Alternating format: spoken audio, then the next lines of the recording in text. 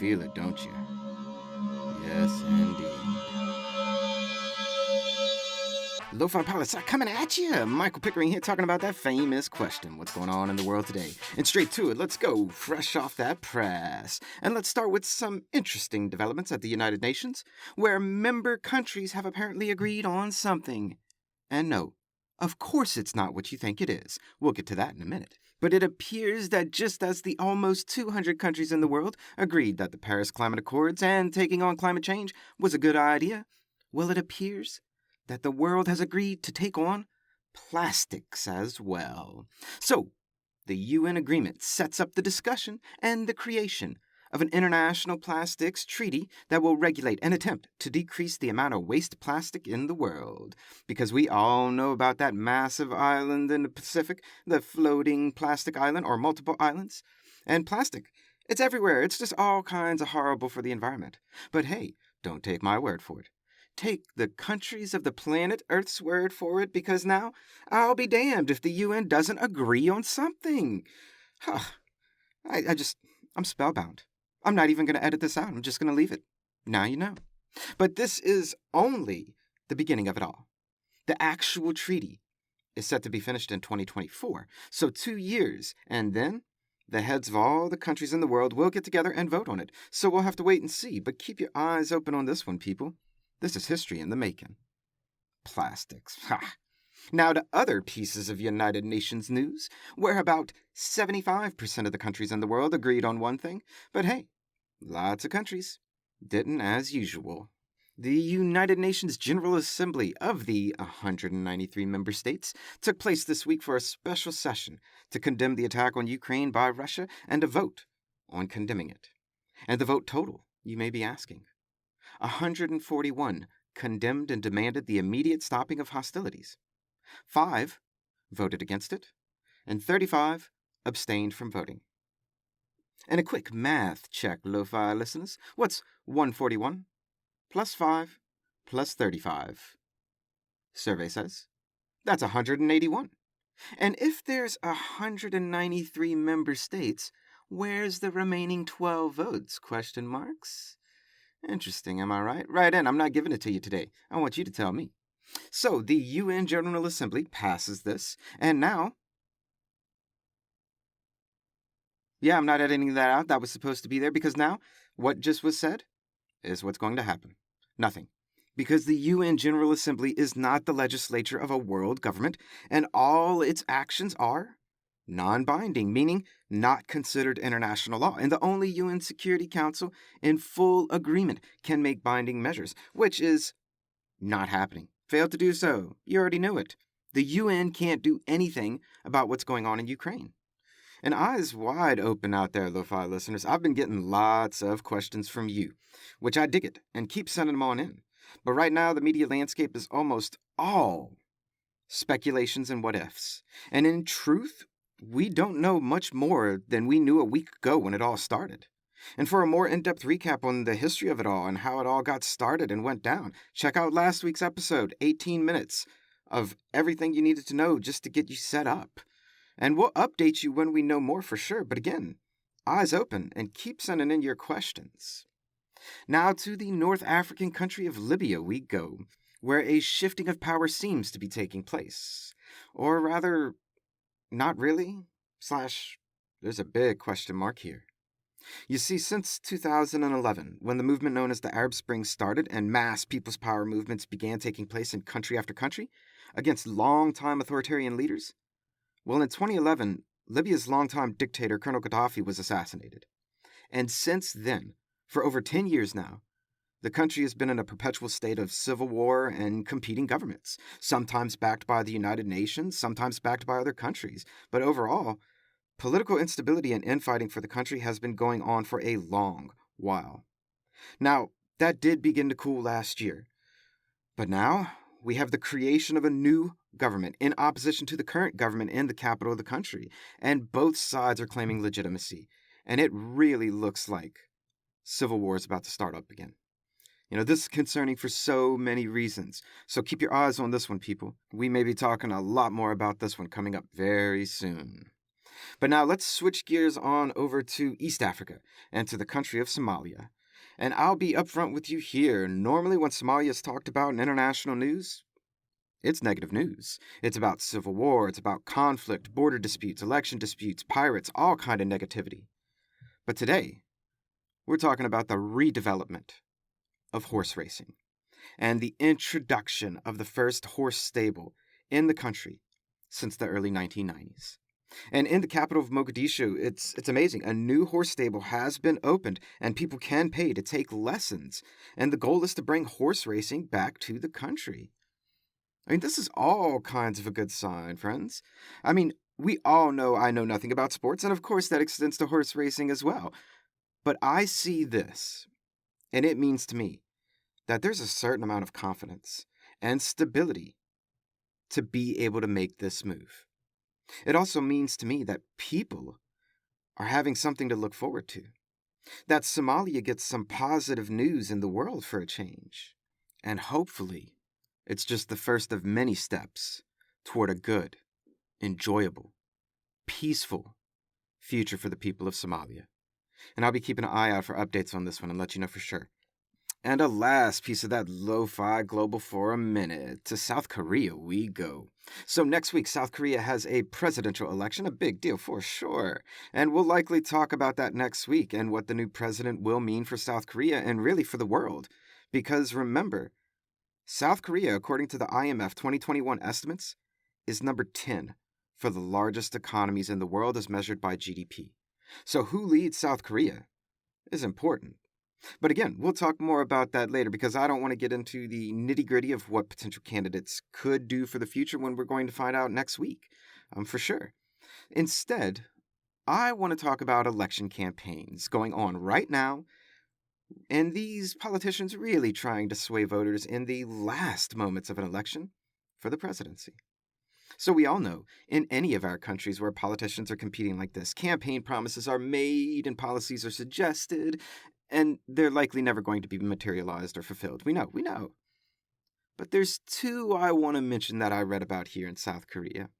And the first one, the legalization of tattoo parlors, because at the moment, apparently, and I had no idea about this, only doctors can legally give tattoos in South Korea. So there's lots of underground ink shops. One candidate proposed legalizing tattooing. And the second one, government-funded healthcare, paying for the treatment of hair loss. I'm not saying anything else. Write in, Lo-Fi listeners, and give me your thoughts on these two topics in South Korea. Now let's switch gears a bit and see what's coming out at a cinema near you.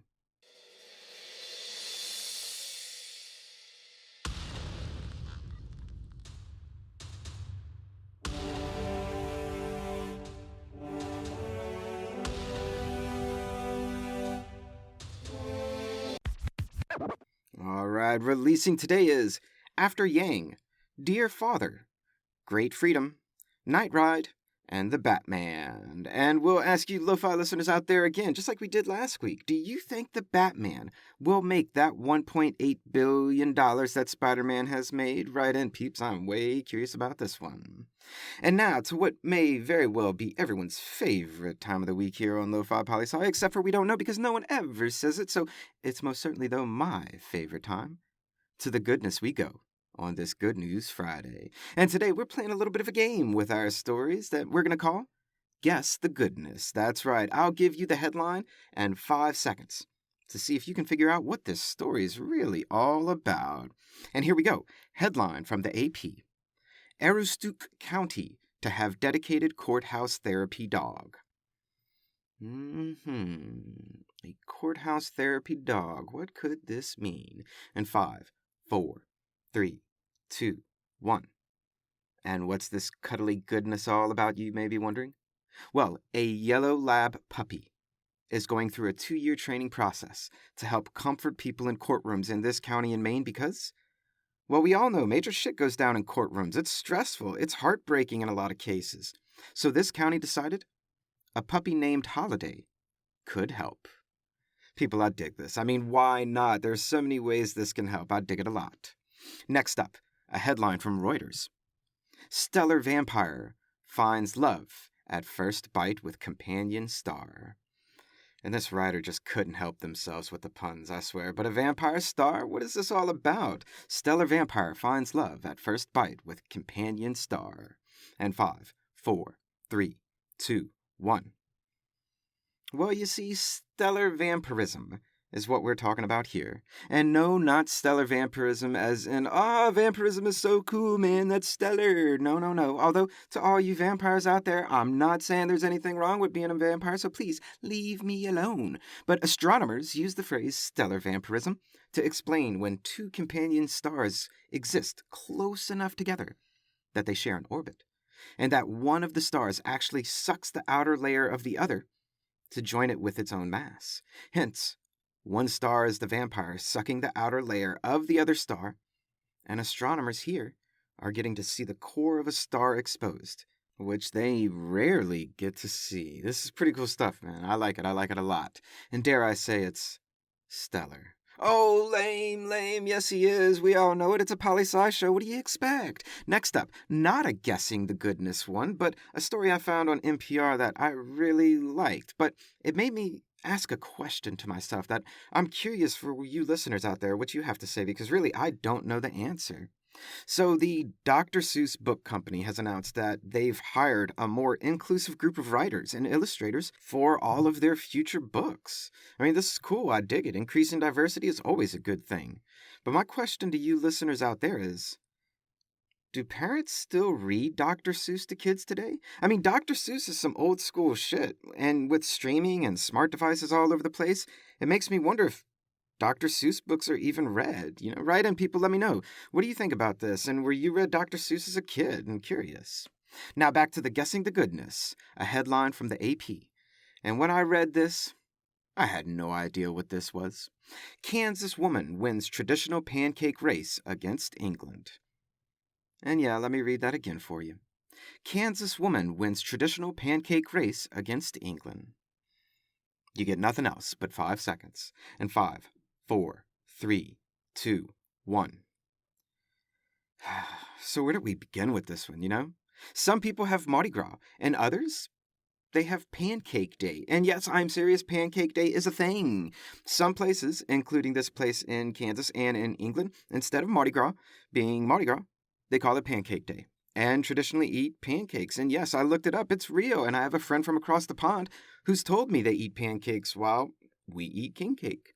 But apparently, there's been a competition between this place in Kansas and this city in England, and they race each other in a foot race, mind you, holding a frying pan and a pancake in the frying pan, which they have to flip the pancake at the beginning and the end of the race.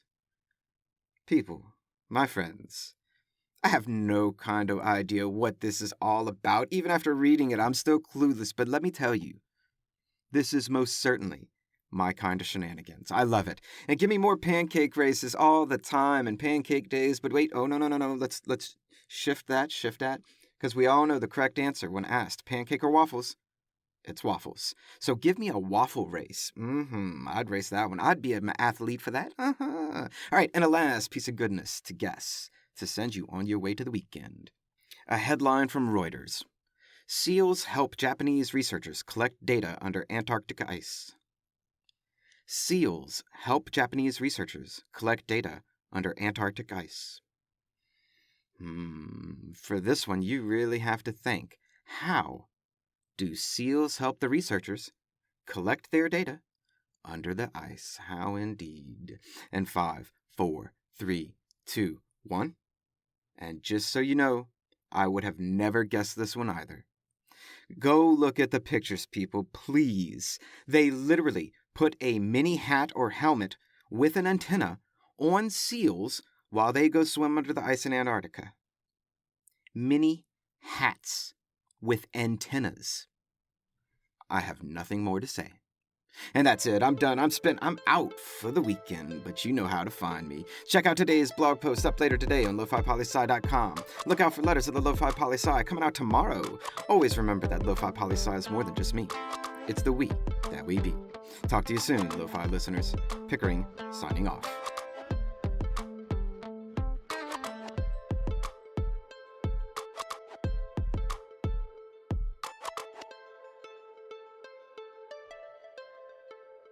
A little behind the scenes for all you listeners that stuck around.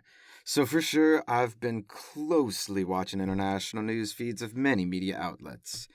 And it took everything in me not to do a 100 news story content analysis of the diversity of global news taking place at this moment in time. However, I didn't, because that's taking place on March 14th. So we'll have done it twice at that point, exactly 1 month apart, and we'll have 200 news stories then, to compare how the global news feeds of media have evolved since then. So stay tuned, Lo-Fi listeners.